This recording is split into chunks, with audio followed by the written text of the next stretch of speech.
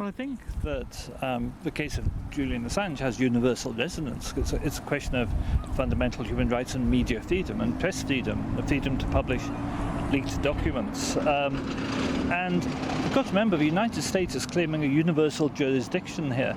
When Julian Assange published the documents leaked to him by Chelsea Manning showing war crimes, and war crimes in a war in which Scottish people died, Scottish soldiers died, when he leaked those documents, published those documents, Julian was nowhere near the United States at the time. He was in Finland and Sweden. He could equally have been in Scotland. What the United States is claiming, but wherever in the world you are, including here, if you publish US government documents, they can drag you back to the US for trial, even if you've never been there. So, no, this affects Scotland in many ways.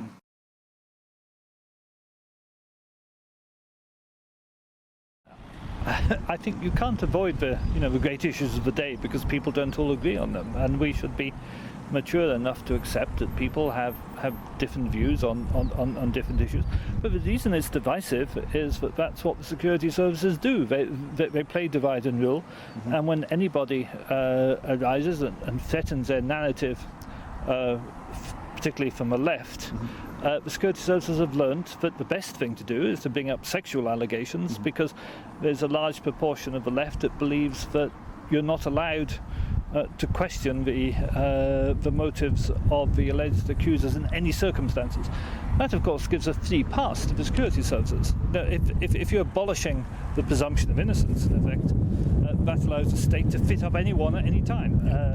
And so it distresses me that people fall for that, but there you are. Okay.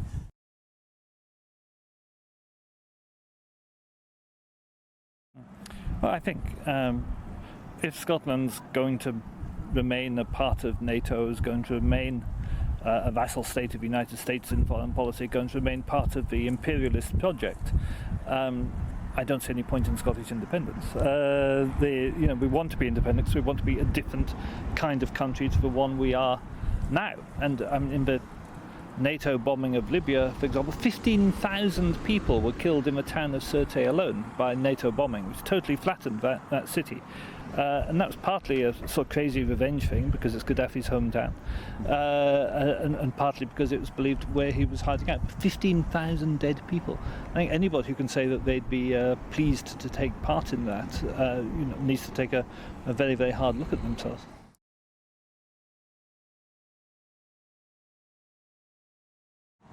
The White Helmets was founded by a British mercenary, John le Mesurier, and was acted as a logistic support unit, in fact, for jihadist forces. It never acted anywhere except for jihadist forces, and spent a disproportionate amount of its effort in making rather obviously fake propaganda videos. So